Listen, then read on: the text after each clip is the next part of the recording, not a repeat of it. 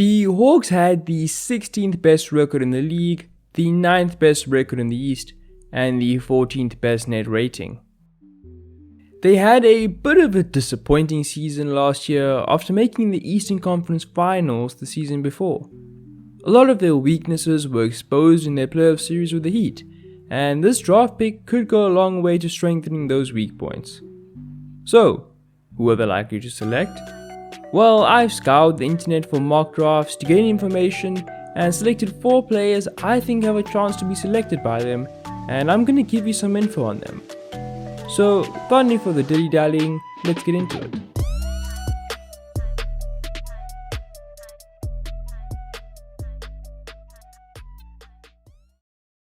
Let's start with Tari Eason out of LSU.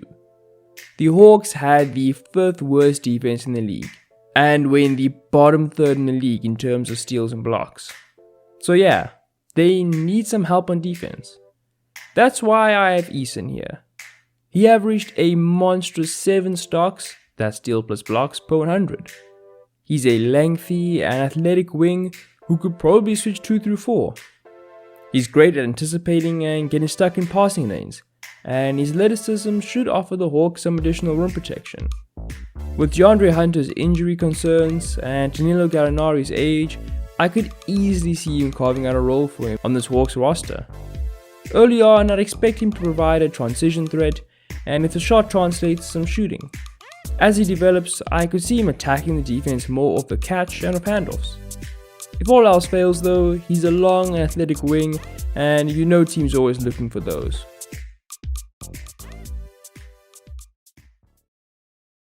Now let's move on to Ty Washington out of Kentucky. This is the position group I really like to see the Hawks add a player from. One player outside of Trey had more than 3 assists, and that was Bogdan Bogdanovic with 3.1 per game. They were also in the bottom 3rd in the league in terms of assist rate. I know a lot of that is because of the Trey-centric nature of their offense, but I think there is value in diversifying things moving forward and giving yourself a greater variety of options. Therefore, I think they should prioritize a player who can act as both a primary ball handler and an off guard. That's pretty much exactly how I profile Ty Washington. Washington averaged 7.7 assists per 100 and had a 23% assist rate for Kentucky.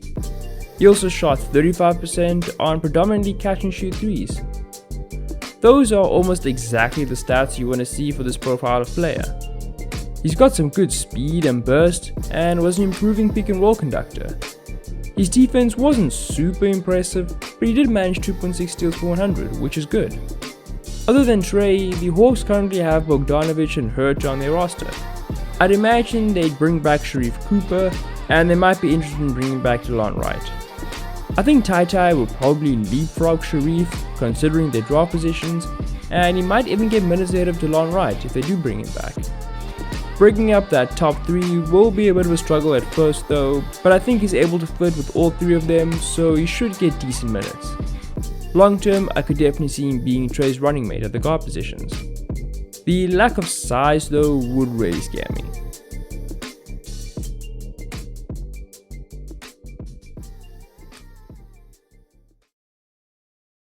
Let's now talk about Jaden Hardy out of the G League Ignite program. Hardy provides the length that Ty lacks, and his offensive ceiling is considerably higher. Hardy had a reputation as a sharpshooter coming out of high school, and that was called into question after his season with the G League Ignite team. He shot 27% from 3, which isn't great, but the G League is where prospects efficiency goes to die.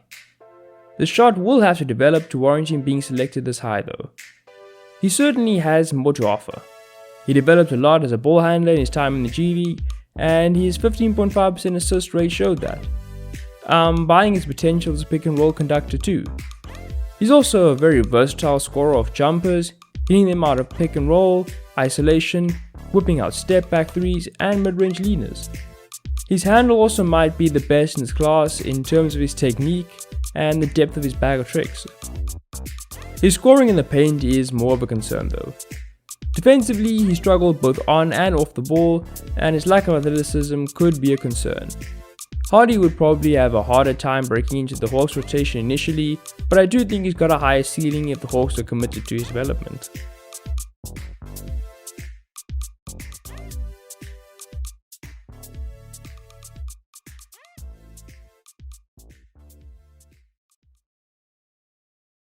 Finally, let's talk about Malachi Branham out of Ohio State University. Branham is definitely closer to a Kevin Huerter archetype than the profile the Hawks need, but the quality is there, and I think there's potential for him to grow into the player they do need. Branham's a really good off-ball shooter. His jumper in general is money, and that's exactly what you want next to Trey.